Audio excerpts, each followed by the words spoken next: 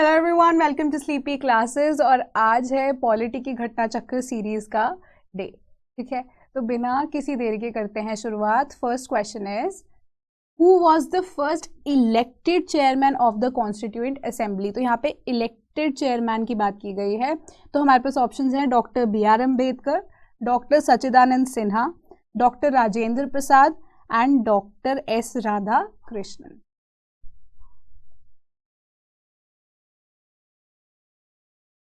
तो इसका correct answer है but obvious option number C, that is doctor Rajendra प्रसाद।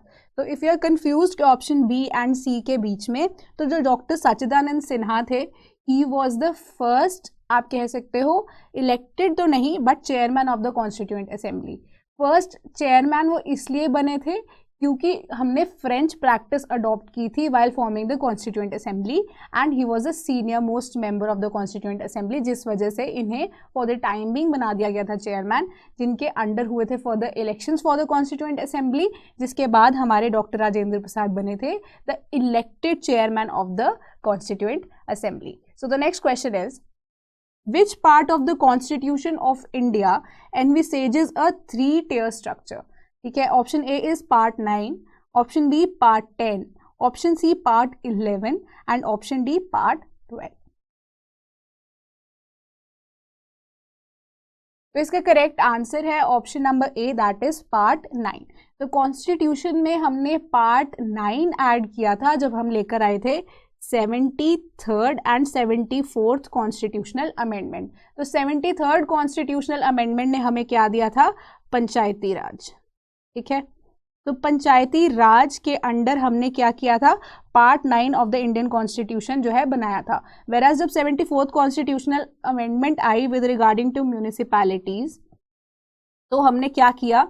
हमने पार्ट 9 जो है अपना ए कॉन्स्टिट्यूशन ऑफ इंडिया में ऐड कर दिया था। एंड साथ ही साथ स्केड्यूल्स कौन से ऐड हुए थे? 73rd कॉन्स्टिट्यूशनल अमेंडमेंट के साथ पार्ट 9 एंड स्केड्यूल 11 ऐड हुआ था, एंड 74th कॉन्स्टिट्यूशनल अमेंडमेंट के साथ हमारा स्केड्यूल 12 ऐड हुआ था, and part 9A of the constitution of India को हमने ऐड किया था। तो 3 tier स्ट्रक्चर हमारे पास आया है, that is with regard to part 9 of the constitution of India. So the next question is Which of the following are not correctly matched? तो फंडामेंटल राइट्स हैं और एक तरफ आर्टिकल्स है, तो कौन से करेक्टली मैच नहीं है?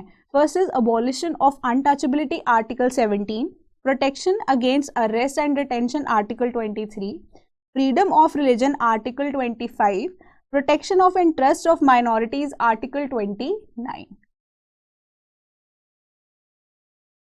तो इसका करेक्ट आंसर है but obvious option number B, that is protection against arrest and detention. तो अरेस्ट एंड डिटेंशन के लिए हमारे पास आर्टिकल 23 नहीं, आर्टिकल 22 है जो करता है इम्प्लीमेंट अपने आप को for protection against arrest and detention. Rest abolition of untouchability article 17 में है, freedom of religion 25 and protection of interest of minorities article 29।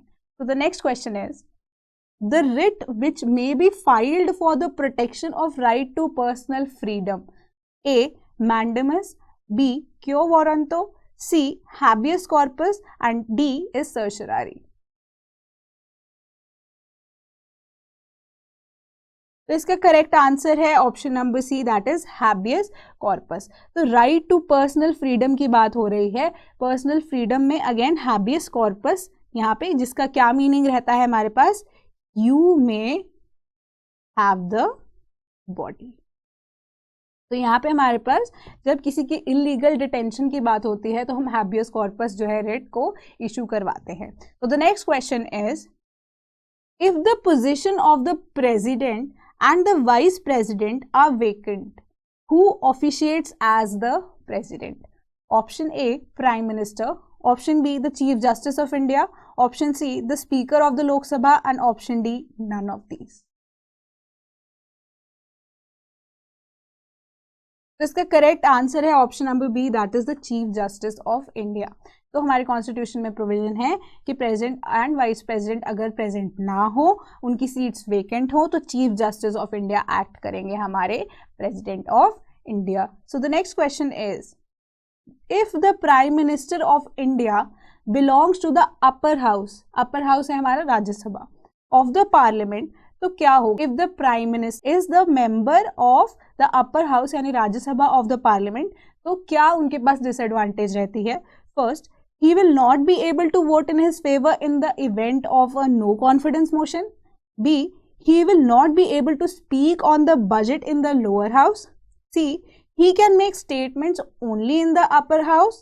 D, he will have to become the member of the lower house within 6 months after being sworn in as the prime minister. तो इसका correct answer है option number A, that is he will not be able to vote in his favour in the event of a no confidence motion.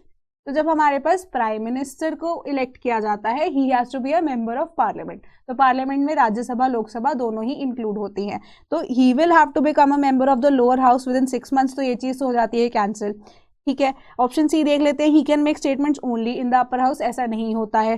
ठीक है, he will not be able to speak on the budget in the lower house, ऐसा नहीं होता है क्योंकि lower house में ही budget को present किया जाता है। ठीक है, तो option A is the correct answer. तो next question is, solicitor general of India is a government advocate, B the legal officer of the president, C legal adviser, D administrative officer. तो इसका correct answer है option number C, that is legal adviser. तो जो solicitor general of India है वो attorney general of India के एक post lower position पे रहते हैं। ठीक है, तो ये लीगल एडवाइजर रहते हैं, and legal adviser who is surrounded by more advisers. तो the next question is, the function of the pro tem speaker is to a conduct the proceedings of the house in the absence of the speaker, B, administer oath to the members, C, officiate as speaker when the speaker is unlikely to be elected, D, only check if the election certificates of the member are in order. तो इसका correct answer है option number B, that is administer oath to the members. तो जो हमारे pro tem speaker है, pro tem का meaning होता है फॉर द टाइम बीइंग। तो ये तब की बात होती है जब हमारे पास लोकसभा फ्रेशली फॉर्म होती है, तो इन दैट केस कोई स्पीकर तो ऑलरेडी इलेक्टेड नहीं होता है, तो ओथ कौन दिलाएगा? तो इन दैट केस जितने भी मेंबर्स हैं वो अपने सारे के सारे सीनियर मोस्ट मेंबर्स की एक लिस्ट तैयार करके दे देते हैं। ठीक है, तो जो हमारी लेजिस्लेटिव असेंबली है that forms a list, and what happens कि उसको दे दिया जाता है जो फर्दर इन प्रोसेस के लिए। तो जो हमारे प्रेसिडेंट है अप्रूव करते हैं अ सिंगल नेम, जो कि प्रोटेम स्पीकर बन के रहते हैं। Protem speaker is a person या जो फॉर द टाइम बिंग हमारा क्या काम करेंगे, स्पीकर का काम करेंगे टिल द टाइम स्पीकर खुद इलेक्ट नहीं होते हैं। एंड साथ साथ क्या काम रहेगा उनका कि जो भी मेंबर्स हैं या जो एमपीज बनेंगे उनको ओथ दिलाने का काम किसका रहता है? हमारे प्रोटेम स्पीकर का। सो the next question is, a constitutional amendment act may be declared unconstitutional by the Supreme Court of India if it A, establishes a 3-tier federal setup in place of the existing 2-tier setup, B, removes the right to equality before the law from Part 3 and places it elsewhere in the Constitution, C, replaces parliamentary system of executive with the presidential one, D, establishes a federal court of appeal to lighten the burden of the Supreme Court.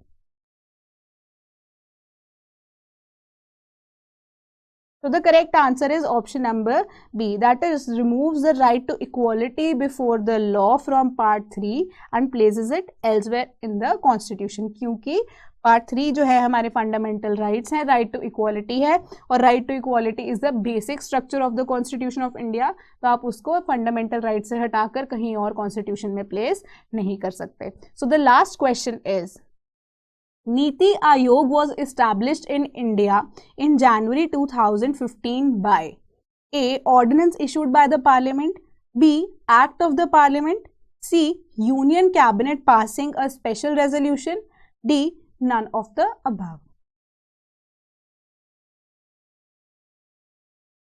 तो इसका correct answer है option number C, that is union cabinet passing a special resolution. तो नीति आयोग जो है यानी कि constitution में इसका कहीं पे भी मेंशन नहीं किया गया है, एंड नीति आयोग ने रिप्लेस किसको किया था? हमारे प्लानिंग कमीशन को। ठीक है। तो जो प्लानिंग कमीशन को रिप्लेस करने के बाद नीति आयोग को सेटअप किया गया था, एंड इसका क्या काम है कि 5 ईयर प्लान्स को बनाएगी फॉर द गवर्नमेंट, एंड इसके चेयरमैन कौन होते हैं, हमारे प्राइम मिनिस्टर ऑफ इंडिया। तो आज के सेशन के लिए इतना ही। इस वीक के लिए पॉलिटी के 10 क्वेश्चंस आर डन, एंड कोई भी सजेशन हो तो you are almost welcome, and thank you so much.